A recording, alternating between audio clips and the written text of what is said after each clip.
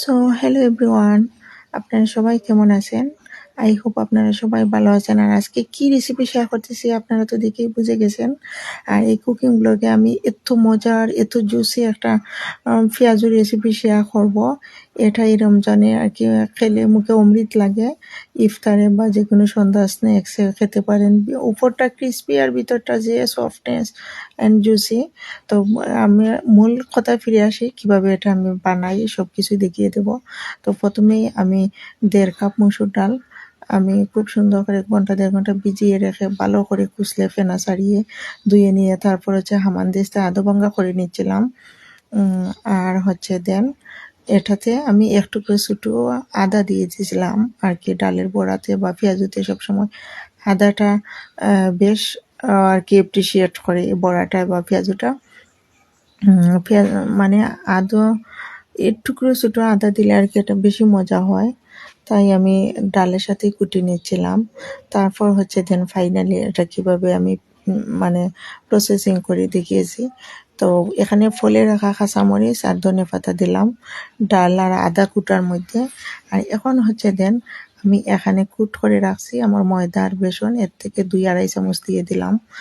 আর ডালের পরিমাণে কি দিতে হবে, কিন্তু ডালটা এখানে বেশিই থাকবে আর হচ্ছে ময়দা আর বেসনটা একটু পরিমাণে কমই হবে আর পেঁয়াজটা একটু বেশি হবে।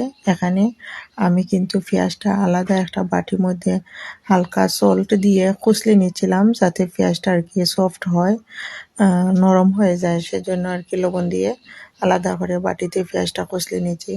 আর একটু সল্ট কিন্তু ব্যাটারেও দিয়ে দিচ্ছি যাতে আর কি লেগে যায়, দুইটাতে পরিমাণ মতো হয়।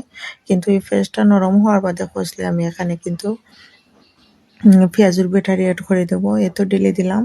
এখন হচ্ছে দেন ফাইনালি ভালো করে সুন্দর করে কষলে সব কিছু অ্যাডজাস্ট করে নেওয়ার পালা। সব কিছু অ্যাডজাস্ট হয়ে গেলে এখানে কিন্তু আমি আর কোনো পাউডার বা স্পাইস ইউজ করি নাই, আমি হলুদও দেই নাই, কারণ এখানে মসুর ডাল আছে আর বেসন আছে, এগুলোই পেঁয়াজুর কালারটা চলে আসবে। আর এখন দেখতেছিলাম মানে একটু বেশি ডাল আর পেঁয়াজটা হাতে ধরছে না, তেলে দিলে যদি ছুটে ছুটে যায়, এদিকে খেয়াল রাখতে হবে। সামান্য আর একটু বেসন আমি দিয়ে দিলাম আর একটু সল্টও দিয়ে দিচ্ছিলাম। আর এখন হচ্ছে হাত দিয়ে আপনি শেপ ধরে দেখবেন, যদি এটা থেকে একটা আলাদা না হয়ে যায় তাহলে বুঝবেন ব্যাটারটা খুব সুন্দর রেডি হয়ে গেছে। আর এখন আমি সুন্দর করে মাখিয়ে কুচলে কুচলে আর এই ব্যাটারটা রেডি করে রেখে দেবো প্রায় আধা ঘন্টা 1 ঘন্টার মতো, আরও সুন্দর করে এই ব্যাটারটা আর কি সফট অ্যান্ড জুসি হয়ে যাবে। তারপর হচ্ছে ফ্রাই প্যানে তেল গরম করে এখন ভাজা তো আর এটা সবাই জানেন, সবাই পারেন, আর কিছু করতে হবে না। এখন রেখে দেবো আমি আধা ঘন্টার মতো।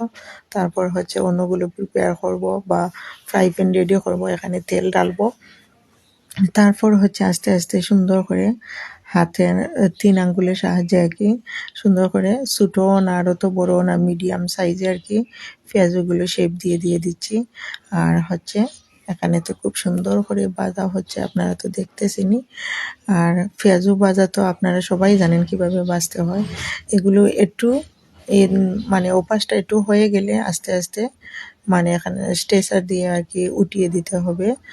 আর উঠিয়ে দিয়ে এ সাইড যখন আবার শক্ত হয়ে যাবে তখন আপনি অনবরত তাকে তনুফর করে নাড়াচাড়া করতে পারেন। তো মানে এতো এটা এটা করে এখানে মুড়ের মধ্যে সামান্য লেগে গেছে, যেহেতু তেল গরম হতে হতে আমি দিয়ে দিচ্ছিলাম।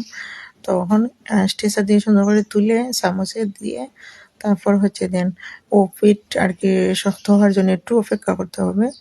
তারপর অপেক্ষার পালা শেষে আপনি অনবরত এটারে উলট পালট করে নাড়াচাড়া করতে থাকবেন তল উপর করে। এতে করে খুব সুন্দর করে পেঁয়াজুটা মুচমুচে হয়ে ভাজা হয়ে যাবে। তারপর হচ্ছে দেন যখন দেখবেন আপনি অরেঞ্জ একটা কালার ব্রাইট চলে আসছে, তখন এগুলো সুন্দর করে তেল জড়িয়ে উঠিয়ে নেবেন। আর এ তো হয়ে যাবে মচমচে পেঁয়াজু ভাজা, এ তো কালার চলে আসতেছে মাশাআল্লাহ। এখানে কোনো হলুদ দেওয়া হয় না, অরেঞ্জ এই মতো কালার চলে আসছে মসুর ডাল আর যেহেতু বেসন আছে। তো এভাবে একবার ট্রাই করলে জীবনে ভুলতে পারবেন না গাইস। Thanks for watching. এত সুন্দর